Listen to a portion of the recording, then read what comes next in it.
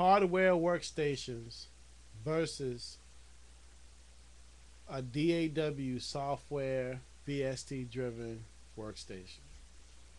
And basically, this video is for like people who either just beginning to make beats or um, they're like making beats using VSTs and they're considering going the hardware workstation route. And this kind of give you an insight. Before I go into that, I'm not one of those people who just use one or the other. I've have experience in both. I do have more experience with the software than the hardware workstations, but I'm very open minded now. I'm very honest about what I'm talking about, and I'm not talking about nothing that I don't know. Now, so if you're a beginner, I always say that I say start with software. Reason being, it's cheap, and so it's like if you don't want to if like you get into it and you don't really like making beats, because you may think, hey, I want to make beats, and then get into it and say I don't like it. You haven't spent as much money. That's free VSTs and stuff like that, and it's just required for you to get a computer, maybe a better sound card. You spend like $150 on a sound card, a keyboard like $150, $100, and the software you can make beats. I recommend Reason just because you get everything all in one bundle, and you can grow with it. I mean, you can actually keep using Reason forever and just make hits. Versus where you have these LE softwares, they're pretty good, but they're limited and stuff like that. And so I kind of just, if you're gonna make beats, starting out, I really like Reason. I mean, some of the LE software, like the Sonar LEs, it's pretty good. I mean, you can use that, and that's cheap too.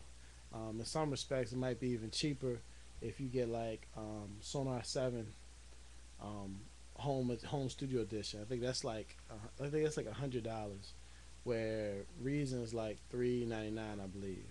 So just start off small. Don't start out big. Just start off small, small setup. Make beats. See if you like it. Now, once you really get into it, that's what you really want to do.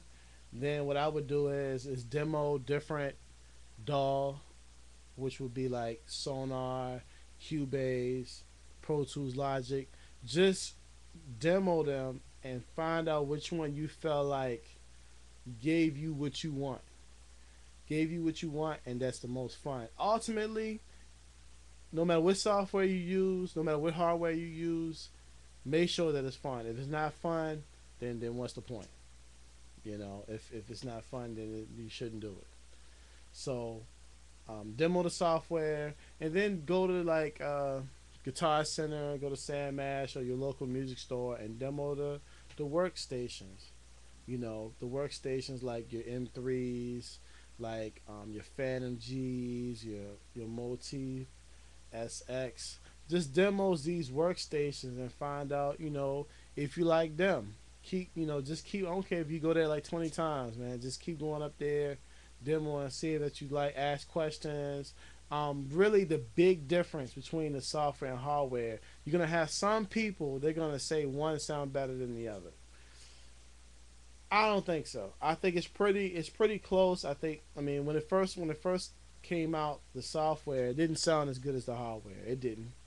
I started like in 2001, and the VSTs didn't sound as good. But at the time, that's what I could get, and since I was just starting out anyway, I was fine. But VST started getting better and better and better. Now they sound really really great.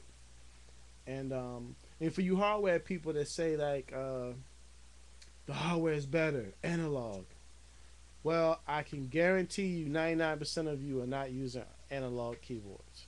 Well, first of all, if you're using a workstation, it's not analog, it's digital. Really, those keyboards are digital keyboards. Those synthesizers that they're coming out with nowadays are digital synthesizers. They're not real analog. They're not using real analog oscillators, analog filters. They're not. It's digital. There are a few, but those ones are very expensive. So, for the most part, most people are using digital. now. So it doesn't matter whether it's hardware or software. It's all digital. Really, it just be a question of what type of person you are. Different people like different stuff. Some people may like the computer, like using a mouse. Even though software has gotten really good now, they're using hardware controllers to control the software, and it's getting better. Not quite like the hardware. You do have, I think, probably the closest thing would be Machine, made by Native Instruments.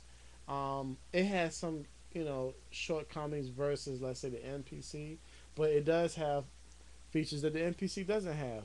Really, the software, you can get more in detailed with it. Like, you can make your own synthesizer with software and stuff like that. With hardware, you're kind of stuck with what they gave you. So that's the big difference between the software and the hardware. Software, you can edit, edit, but it's more complicated, and you don't have that hands-on control like you would with the hardware. The hardware, because they make the hardware, and there's software inside the hardware keyboard that was made for that hardware. Everything that can be done on that software will be hands-on control. With the software, you have too many companies involved. Like Korg, they come up with the M3, they make the keyboard, they make the software, it works well together. It works, it's made to work together. With these other companies, like if I got VST synthesizer, I'm using Microsoft, Windows. I'm using Dell hardware. I'm using so and so let's say MU sound card. I'm using Cakewalk's DAW system or synthesizer. Then I'm using so and so's VST. It's too many companies involved that have to work together in order for it to work very good. So the more companies involved, the more complications you have. And when you have a complication, it could be any one of those companies is the reason why you're having a complication. So guess what? You have to call everybody. Sometimes to narrow it down what the problem is.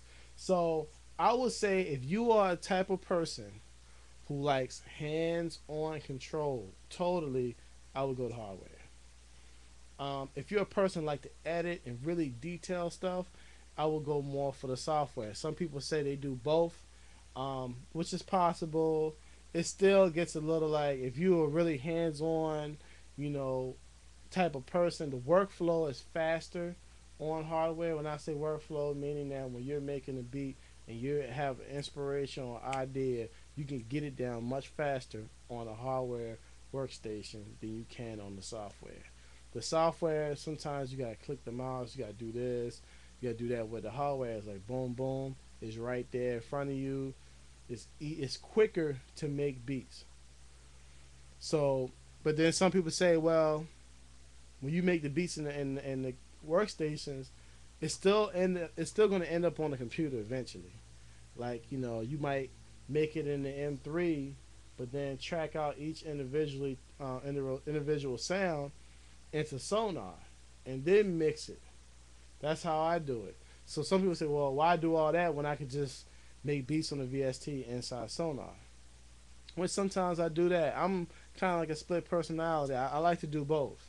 Sometimes I want have an idea, I can just cut on my M3 and boom, put it down. And sometimes I want to go in detail, and use Reactor 5 and make my own synth or make my own sound. I mean, I've made instruments specifically just for one sound for one beat. I've gone as far as doing that. I just wanted to make an instrument just for this one beat because I wanted something totally different, and I just use it for that one song. So it all depends. If you are a hands-on person who like to get stuff done quickly, who don't want to get all into the jibber jabber of the daggone, getting all deep inside the computer, then the hardware keyboard is for you. If you like getting deep and you like a lot of options, go for the software. Other than that, really one is no better than the other. It all depends on what you want to do. Alright, so make sure you check me out. FreeBigGrimeBeats.com. FreeBigGrimeBeats.com. Peace.